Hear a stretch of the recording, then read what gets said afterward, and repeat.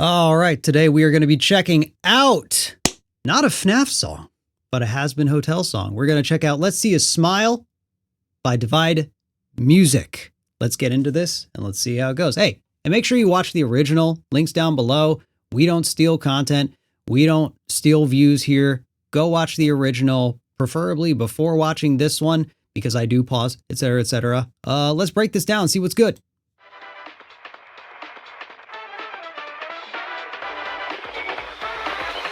Okay, so right off the bat, I've done this too. I think it's to be expected. Specifically, that it's an ALASTOR song. You're gonna have that. You're gonna have that radio. You're gonna have that ragtime. You're gonna have that swing. Makes sense. Overall, to be expected. Wait. Have you ever wanted something you can buy because your money's either lost or found? Make a deal with anybody who would listen because your order's turning upside down. Wild intro. Wild intro. Melodic, fast, right off the bat. Let me listen. Wait. Have you ever wanted something you can buy because your money's either lost or found? Ooh. Make a deal with anybody who would listen because your order's turning upside down. Bro, old school drums over this is actually such a sick choice.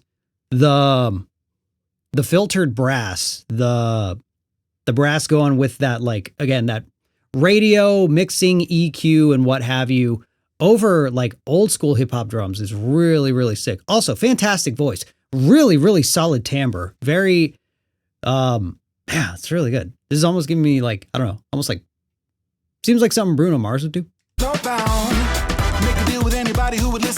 Oh, this is funky.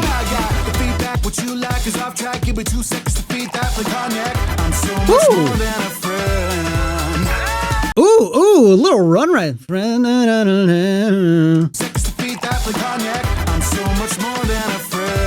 Nice. Say goodbye to the person you had become. Shake my hand, you have business still left undone. Say goodbye. Ooh, that was sick. I need to run that back. Say goodbye to the person you had become. Shake my hand, you have business still left undone. Say goodbye. Okay, here's an interesting thing right here. That the note choice for done, undone. That's an interesting choice to put that because yeah, that's the 4 going by the relative major. Putting the 4 there makes me want it to be the 4 chord. So like, okay, so like, I'm a little out of tune. One day I'll tune this guitar. So F, so G sharp major, or yeah, A flat major, what have you.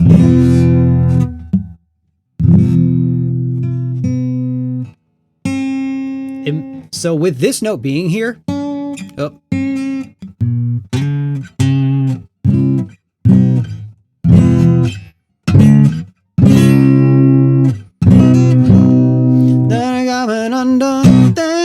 So I would kind of, it's a little expected because it fits really, really well. So, you know, it's an artistic choice.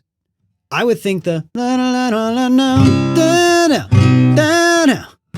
I wonder if like the bass line is doing that, and because the chords are just hits, I'm missing out on that. Let me listen to that again. But say goodbye to the person you had become. Shake my hand, you have business still left undone. Say goodbye to yeah, a chord change there would have been cool, especially going to the 4th on the syllable done. Just an observation. It's an interesting choice. And it would have been interesting if it changed right there. All right. the person you had become. Let's see a smile. Oh, sick break. Sick break.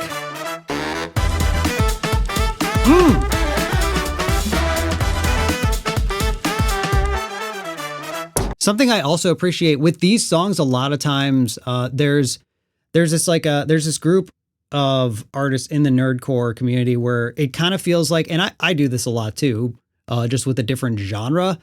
It's taking these influences and almost always putting it over whatever your artist's typical genre is. So for me, for something like this, I would take, you know, these brass. I did the radio stuff. I did Radio Demon, and it starts off as this like funky, swingy, like, you know, vibey, old timey and what have you, and then it eventually turns into like, oh, this is a rock song. This is a Nate Wants to Battle song, and it becomes that, and that happens a lot with kind of all artists, especially in this field, is they take the influence of whatever the IP that's inspiring the song is, and then maybe start it off that way and put sprinkles of that influence in there and put it over whatever their standard sound is.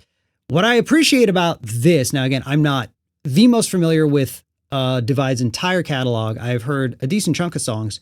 What I appreciate about this is it's doubling down on this genre. It's so easy for stuff like this to maybe go over rock, to go over like an EDM beat or a trap beat, hip hop beat, things like that. This is very traditional acoustic choices for the entire track. I'm hearing almost nothing that is either like it doesn't sound very modern. It's traditional choices just with modern mixing. It's all brass. It's all acoustic drums. All of it. I love that.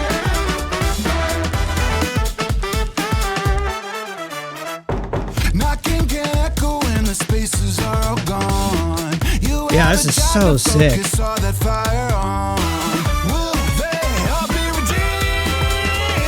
Woo! Great brass samples, unless they use real brass. Ooh, cool little stop right there. Dude, I love this artist's writing style. Just little tiny changes here and there, just like little stops, just enough to get you to feel, to get like your body to move in a certain way, just enough to re-grab your attention. If it gets the least little bit repetitive, like this part is like, okay, this part's cool, but then it's like, okay, cool. That stop right there, it was such a minor little tweak, but it made such a huge difference. It just, it kind of gives you whiplash, and that kind of shoves you back into paying attention. So smart. Say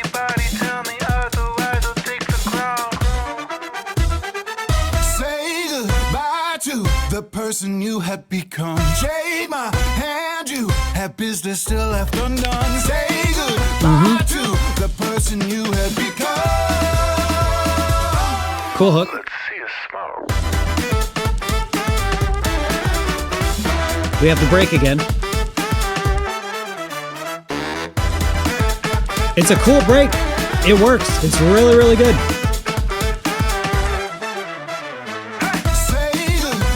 Oh, back into hook. Are we bridgeless? Bridgeless would be interesting.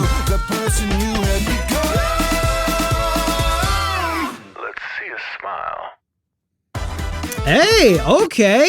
Interesting. Bridgeless. I kind of a sucker for bridgeless.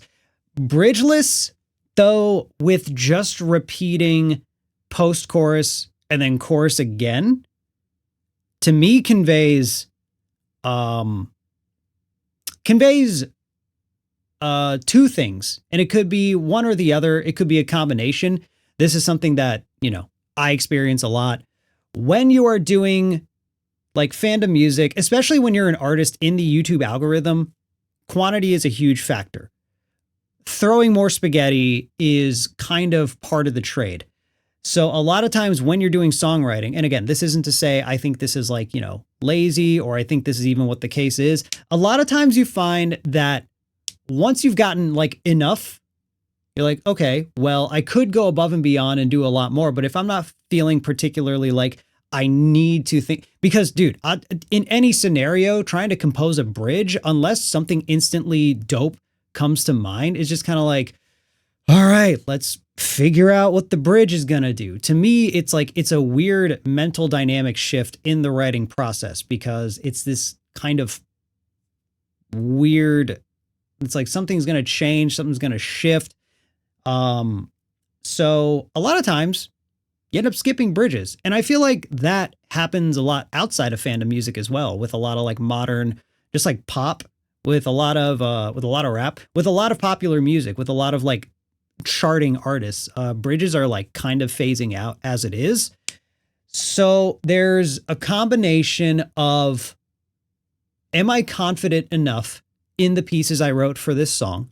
Do I think going bridgeless makes this, or do I think going bridgeless is okay for this particular song? Because do I think the elements that I've composed here stand enough on their own and they don't need that break? So I think it shows a combination or one or the other of confidence and time constraints, not a great word, but more just like, how much is a bridge really going to affect the performance of this song? Because also attention spans are getting shorter. So I forgot, you're up here, not here. So attention spans are getting shorter. So bridgeless makes sense because a lot of these songs are getting shorter. People are consuming way more content, higher quantities of content. Music is just so saturated that there is the feeling of like, what if I put a huge amount of effort into a bridge and people didn't even care about the song? There wasn't even a bridge. So I totally get it. I like skipping writing a bridge. The going into the same post chorus, because it was basically verse, chorus, chorus, and that was it. There's the post chorus instrumental break, which is really, really cool. I think maybe if I had changed anything, that second post chorus could have had, like, it could have been a cool way to extend it, because they, unless the melody changed and I just forgot, but double the length of that second post chorus, make the second half of that new post chorus, that you've doubled. So you have second post chorus, second half. I'm explaining this horribly. Double the length, do something different with your new second half. I think that would have spiced it up just a little bit. Just like repeat it, add more brass, something a little more amped up, a little bit more of a build. Couple runs in the last chorus, but still overall, this was fucking awesome. This was such a cool track. And again, I love the fact that it's stuck to sounding, to keeping very, very acoustic voice choices. So again, just like very raw, real sounding drums, big brass carries this entire instrumental. And then just like, not even an 808, just like whatever basic bass was used for this, really just supported the brass and the drum samples, which were the shining factor of the instrumental. And vocalist, phenomenal singer, really, really cool timbre. Very, very like, there's fucking soul in that voice. I love that. Overall, absolute banger. Very sick. Go check out the original. Again, this is Let's See a Smile by Divide Music, an ALASTOR song. Very dope. Congratulations. Claps all around. And that's it. Have a day.